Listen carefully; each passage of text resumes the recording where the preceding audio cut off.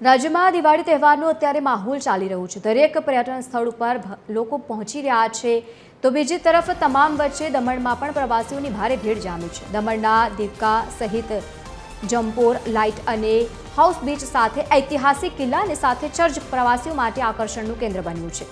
દમણે હવે એક નવી મિની ગોવા તરીકે પણ ઓળખ ઊભી કરી છે, જેના કારણે દર વર્ષે રજાઓના દિવસો દરમિયાન મોટી સંખ્યામાં પ્રવાસીઓ અહીંયા પહોંચતા હોય છે।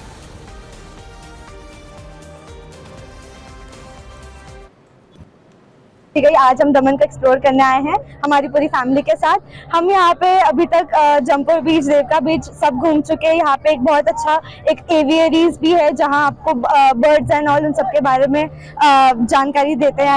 एंड हम जब लास्ट टाइम आए थे तब इतना डेवलप नहीं था दमन। हमने चर्च, फोर्ट और वो सब देखे जो कि बहुत ज़्यादा डेवलप हो चुका है। एंड यहाँ पे एशिया का सबसे बड़ा एवियरी है जहाँ पे बर्ड्स के बारे में बताया जाता है। एंड वो भी बहुत अच्छा एकदम आप जा सकते हैं, बहुत ज़्यादा अच्छे से डेवलप हुआ है। बॉम्बे थी नजीक અને બજેટ ફ્રેન્ડલી રેટમાં અમે લોકો અહીંયા ઘણી બધી વોટર સ્પોર્ટ્સ કરી છે, સનસેટનું વ્યૂ લીધું છે, ફૂડ એન્જોય કરી રહ્યા છે। સાંભળ્યું હતું કે ગોવા બહુ બેટર છે, પણ ધીસ ઇઝ મોર બેટર। અને આજે મેં અહીંયા આટલી બધી રાઇડ્સ કરી વોટરમાં।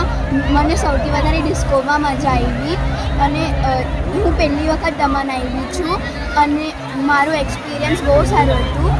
पिछले 7 सालों में दमन में होटल इंडस्ट्री में एक बहुत बड़ा बूम आया है, क्योंकि 7 साल में दमन में टूरिज्म बहुत आगे बढ़ा है due to the river front. हमारे यहाँ जो नई नई डेवलपमेंट्स हुई है, उसके पहले टूरिस्ट जो आता था सिर्फ केवल 1 दिन या 2 घंटे के लिए आता था, पर अब टूरिस्ट के लिए इतनी बेहतर और अच्छी चीजें बन गई है कि टूरिस्ट यहाँ 2-2, 3-3 दिन आते हैं। और मैं आपको एक बात चीज बताना चाहता हूँ